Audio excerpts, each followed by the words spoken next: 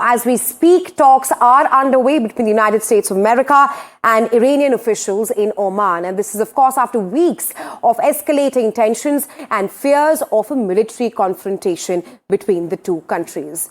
Oman's foreign minister, who is mediating the talks, held separate meetings with Iran's top diplomat Abbas Araghchi and also U.S. Special Envoy Steve Witkoff and also Donald Trump's son-in-law Jared Kushner.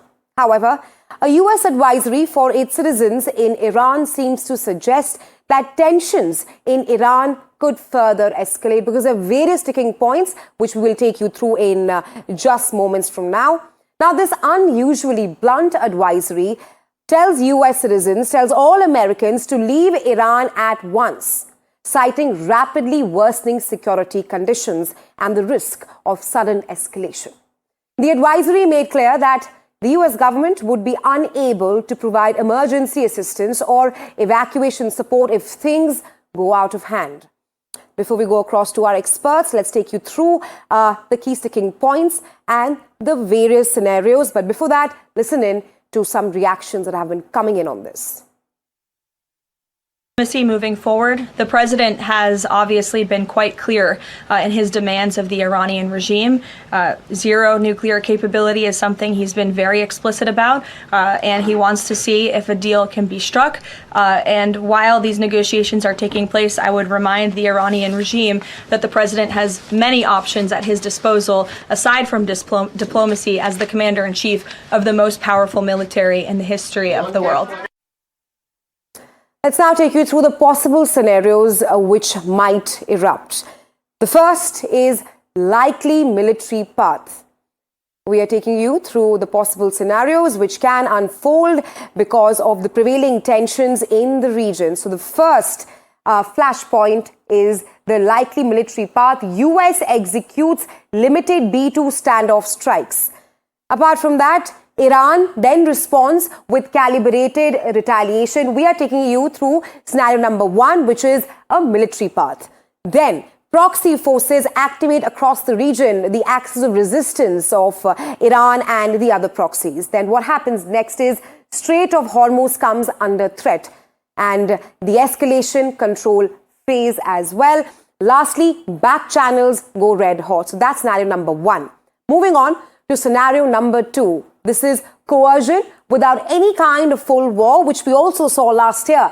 US demonstrates overwhelming force. Then targeted kinetic strikes. Iran, on the other hand, chooses restraint over retaliation. Maximum economic and diplomatic squeeze, and the regime signals willingness to talk. Temporary stability, but not peace. Hence, these are some of the two scenarios which can happen if things go out of hand between the United States of America and Iran. Well, for more on this, Aditya Rajkol and Gauri Dwivedi are now joining me live. Aditya, coming to you first, the various sticking points when it comes to Iran-US talks. Iran only wants the talks on nuclear issue, but US wants a broader deal. Your assessment, will the deal get through this time around? Well, it's uncertain because there have been a lot of threats that have come in from the US side. The Israelis are also holding regular meetings. At the same time, the Iranians are saying that the US needs to understand that Iran has the capability to strike back. And this could lead to a further conflict all across the region. In fact, I'm standing right outside the Iranian embassy in New Delhi, where there was a press conference held on the regional situation right now. And I interviewed the Iranian ambassador to India, who maintained that, they are trying to negotiate. Nuclear negotiations were held today with Steve Witkoff and Jared Kushner. But will it lead to some kind of a resolution? Unfortunately, it doesn't seem like that there would be a larger solution at play. But could US and Israel together do a limited strike? And what is the guarantee or assurance that that limited strike results in some kind of a temporary peace in that region? Because the Iranians have pledged that this could lead to further escalation because they will strike the US bases in the region, including in UAE and Qatar, like last time, and this could escalate further. Right, Aditya. Coming to you, Gauri, like Aditya mentioned, Iran is adamant, saying that we will not give up our military power and that uranium enrichment is our inalienable right. We saw similar talks happen last year as well, but your assessment, how optimistic are you? Will there be any kind of breakthrough? See, Rahisha, there are three very important points, and taking on from what Aditya said, three important points need to be kept in mind. First and foremost, these are indirect talks that are taking place between US and Iran via Oman. So that because the two sides do not have any diplomatic relations since 1979, these talks have a lot of role is actually that of Oman as a mediator. Right. And how important Oman's role will be as a mediating influence is going to be extremely critical in terms of any breakthroughs that might happen. So that's the first important point. Second equally important fact is that two sides have still not agreed on what exactly is it that they want to discuss. US says that it wants to include everything, not just nuclear. Ballistic missiles is another important aspect that US wants to include. Iran says that ballistic missiles is not on the table. Only and only my nuclear enrichment program is on the table. Only if I get some sanctions relief in return. So understand the difference that exists right now in the two sides from what they want to negotiate. And the third equally important aspect that one needs to keep in mind is that who really has an upper hand in these negotiations.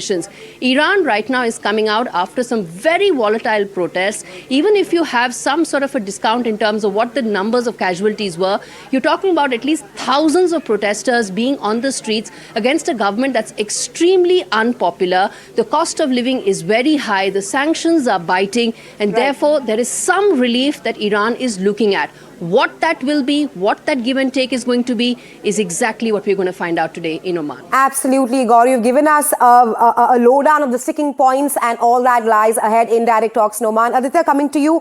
The possibility of any breakthrough seems grim, like both of you have pointed out. What does it mean for the region, the ramifications in West Asia right now?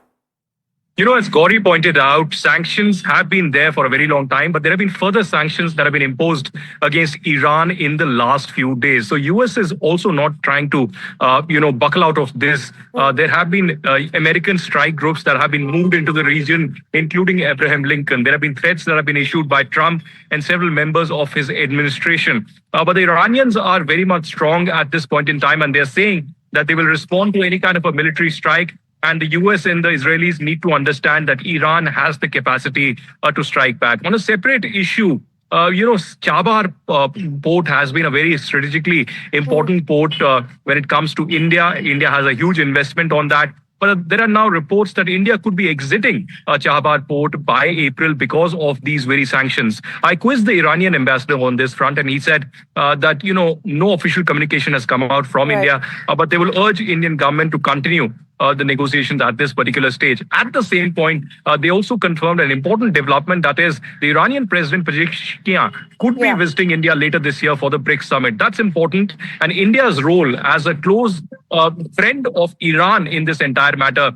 assumes significance because of the regional conflict that could escalate further. But as of now, we are waiting for any kind of a firm response from the negotiations that are underway. My hunch is that the negotiations could continue and there won't be an immediate kind of an assault or preemptive strike as of now. Of course, with Trump threatening strikes on Iran. Gauri, you told us about the role of the mediators there and how Oman's role is extremely crucial. Do you think that the talks this time around are happening in a normal context, or, if I may, post-war negotiations? Because the talks between Iran and US are happening after the strikes that US conducted on Iran's nuclear sites last year. Indeed, those B-2 bombers is the context of this meeting as well. And don't forget that Donald Trump has also threatened an armada coming Iran's way if it doesn't scale back its nuclear capability. So yes, the strike is a military strike is a real possibility, or something that the American negotiators want Iran to keep in mind. But I sort of think that what could happen today is more likely to be a litmus test of the seriousness that all negotiators really show on the table. That includes both the Iranian side, the American side, and also the seriousness of intent from the Oman side as well. If that is there on the table, the sense is that this could continue into another series of talks and discussions, and which is where the hope is. And you have European leaders coming out and saying that they are hopeful that there will be some breakthrough. And I think the breakthrough here is only going to be continuation of talks, not some big headline that is likely to come out today itself. But absolutely, we will be tracking the outcome with both of you very closely, but thanks for joining us. All right, let's tell you more about the major sticking points when it comes to Iran and the US talks, which as we speak are underway. Now, number one, Iran has clearly said that we will not give up our military power. So we're giving you the contradictions of what Iran is saying and what the US wants. US says that Iran should make a deal.